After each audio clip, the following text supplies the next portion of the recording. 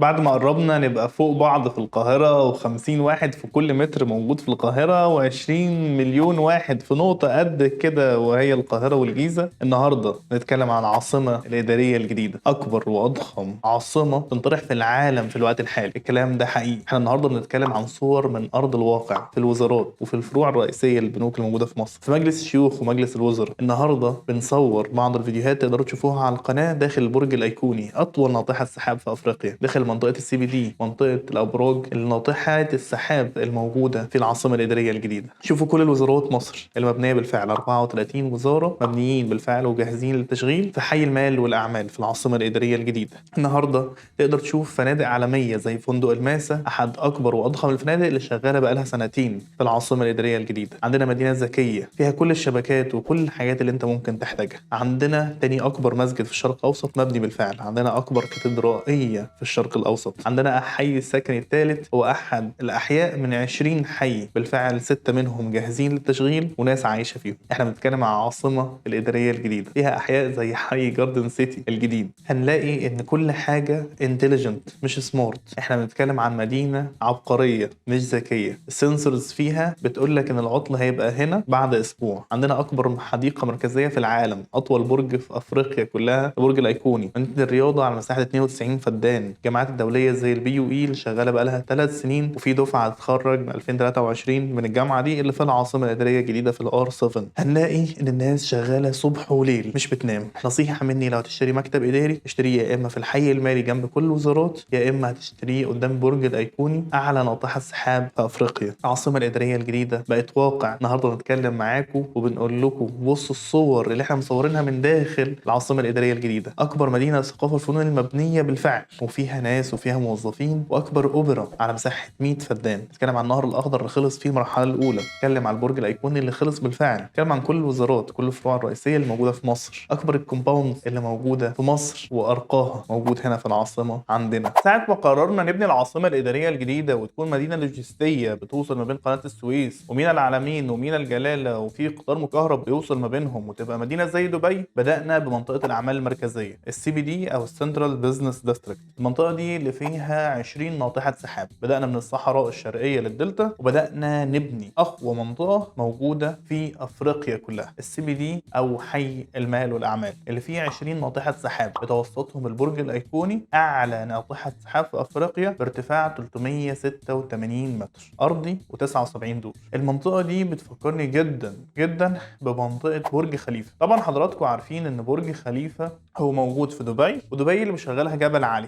المنطقة دي اللي هيشغلها 3 مناطق أهم من جبل علي، أولهم قناة السويس الجديدة، تاني حاجة مينا العلمين، تالت حاجة مينا الجلالة. فاحنا بنوصل البحر المتوسط بالبحر الأحمر وبنوصل العالم كله ببعضه. ففي قطار مكهرب بيوصل ما بين البضائع ما بين الثلاث مدن دول. وبالنسبة لبرج خليفة، خلي بال حضراتكم الوحدات الإدارية المطلة على برج خليفة القيمة الإيجارية فيها أعلى من الوحدات الإدارية داخل برج خليفة نفسه. حضرتك لو بتفكر تستثمر، نصيحة مني حاول دايما تكون قريب قوي من برج الأيقوني. فمثلا عندنا أكتر من مشروع قدام برج الأيقوني دايركت، تقدر تشتري فيهم محلات تجارية أو مكاتب إدارية أو حتى وحدات فندقية أو وحدات طبية. عندنا أول مشروع أقرب مشروع للبرج الأيقوني هو مشروع تاج تاور، هو التابع لشركة تاج مصر، إحدى 6 شركات مصرية دولية للإنشاءات، والشركة دي كبيرة جدا وبالفعل عملت مشروع 47 دور قدام برج الأيقوني دايركت. أنصحك تشتري فيه مكتب إداري أو محل تجاري. وطبعا لو حابب تاخد أي خطوة، الرقم بتاع التواصل تقدر تتواصل معانا عليه ونوفر لك أعلى قيمة مقابل سعر. تاني مشروع موجود قريب من برج الأيقوني وفي منتهى القوة برضه هو مشروع يو سي أو إيست تاور. المشروع ده في قمة القوة، وهو من وجهة نظري تاني أجمل ديزاين اتعمل في العاصمة كلها. تالت مشروع عندنا هو أمازون، وهو سادس أعلى تويست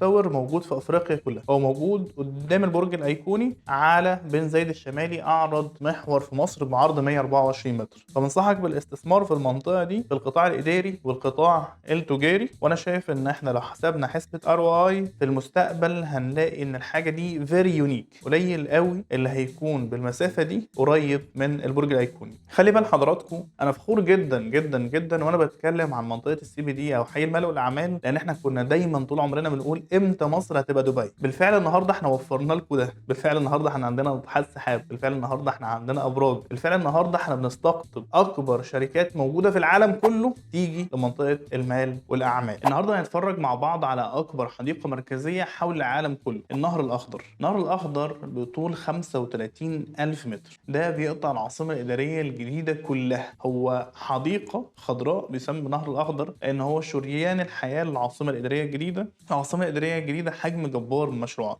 اكبر من دوله سنغافوره واكبر من القاهره مرتين، فحجم ضخم جدا من المشروعات. كل واحد من حقه ان هو يتنفس هواء نقي. فالنهر الاخضر وظيفته ان هو غير شكل جمالي وغير ان هو مزار سياحي للعالم كله، وغير ان هو في حي المال والاعمال او السي بي دي او السنترال بزنس ديستريكت والمناظر التحفه اللي انتم شايفينها دي، هو بيدينا هواء نقي وبينظف الهواء. وبالفعل في بحيرات وفي اشجار، وبيقع في النهر الاخضر نفسه مسجد الفتاح العليم، تاني اكبر مسجد في الشرق الاوسط، مسجد الشهداء 1 و2 و3. ده غير ان هو في السي بي دي اللي هي فيها اعلى ناطحه سحاب في افريقيا، البرج الايقوني بارتفاع من 386 متر، في بحيرات وفي متحف، كمان في كومباوندز. يعني هتلاقوا طلعت مصطفى واخد كومباوند اسمه سيليا طلعت مصطفى موجود في العاصمه الاداريه الجديده. طبعا حضراتكم لو عايزين تستثمروا، نصيحتي ليكم دايما نستثمر في حاجه قريبه من نهر الاخضر، فيو نهر اخضر، شقه قريبه من نهر الاخضر، مكتب اداري شايف النهر الاخضر، محل تجاري على بن زايد الشمالي او الجنوبي اللي هو على النهر الاخضر مباشره. طبعا بن زايد الجنوبي والشمالي اعرض محاور موجوده في مصر. خلي بالكم نهر الاخضر كلف مليارات، فطبعا يعني كم جبار. انا فخور ببلدي وانا بتكلم النهارده على النهر الاخضر، اكبر حديقه مركزيه في العالم. فنصيحتي ليكم اي حد عايز يستثمر يبقى قريب من النهر الاخضر. طبعا كم الملاعب اللي انتم شايفينه حضراتكم او الملاهي اللي هتكون موجوده، او المرحله الاولى اللي هي خلصت من النهر الاخضر. وخلي بالكم المرحله الاولى اللي خلصانه انتم شايفينها من النهر الاخضر هي جزء صغير قوي قوي قوي من النهر الاخضر، وبالفعل المرحله الثانيه والمرحله الثالثه على وشك الانتهاء. النهارده احنا في 2023، النهارده احنا بننافس دبي، بننافس واشنطن، بننافس مدن كبرى وعواصم ضخمه جدا. انا فخور ببلدي وفخور بالعاصمه الاداريه الجديده اللي هي اقوى مدينه لوجستيه من وجهه نظري هتبقى في الشرق الاوسط كله،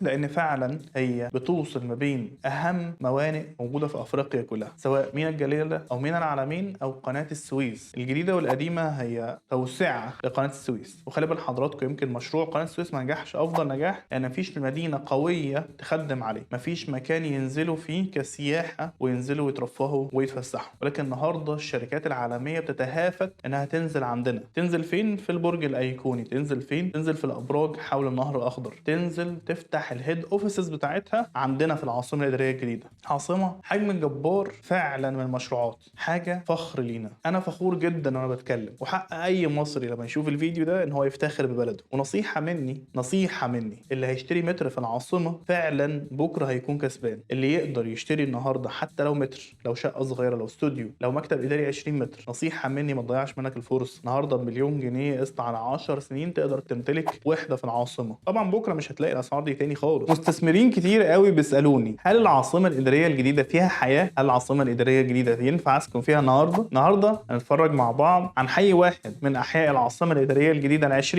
ونشوف المباني فيه، ونشوف الناس اللي عايشه، ونشوف المناظر الخلابه اللي قبل كده عمرنا ما كنا بنشوفها في مصر. بالنسبه للار 3 فهو 1000 فدان قدام السي بي دي او سنترال بزنس ديستريكت اللي فيها اعلى ناطحه سحاب في افريقيا، 19 ناطحه سحاب حوله. طبعا احنا بنتكلم عن منطقه الار 3، طبعا حجم هائل من الشقق، حوالي 25,000 وحده سكنيه. هتلاقوا ناس بالفعل ساكنه، هتلاقوا بالفعل جمعيات، هتلاقوا بالفعل مساجد، هتلاقوا فيه حدائق، لاندسكيب، كل حاجه خلصانه، تشطيب داخلي وخارجي بالكامل خلصان. وخلي بالكم المنطقه دي اكتر منطقه تخدم على حي الوزارات والحي المالي اللي فيه كل الفروع الرئيسيه للبنوك الموجوده في مصر، وفي ناس منهم بالفعل سكنوا النهارده، وكم لا يستهان بيه. خلي بال حضراتكم، والحلو ان هو كم الهدوء والرقي والنظافه النظافه اللي موجوده بالفعل في مساكن عملتها الدوله. لو انت حابب تشتري شقه او فيلا او حتى محل تجاري او عياده طبيه او مكتب اداري، انصحك هنا تشتري في الار 3 كومباوند المقصد. كومباوند تابع لهيئه المجتمعات العمرانيه وبنك التعمير والاسكان، وبالفعل على مساحه 500 فدان، والفيلا المنفصله عن الشقق، منفصله عن المحلات التجاريه والمكاتب الاداريه والوحدات الطبيه. اللي انا مبسوط منه قوي وسعيد وانا بتكلم معاكم ان انا شايف كم العمار وشايف كم الرقي وشايف الفينشنج قد ايه جميل، وكل ده هي الدوله اللي عملته. احنا الحمد لله في اخر 5 سنين في الاستثمار العقاري او في العاصمه الاداريه الجديده عملنا نجاحات ما كانش مصر عمرها وصلت لها. انتوا لو شايفين الفيلل دي في كومباوند المقصد، لو شايفين الفيلل دي، احنا قبل كده صعب جدا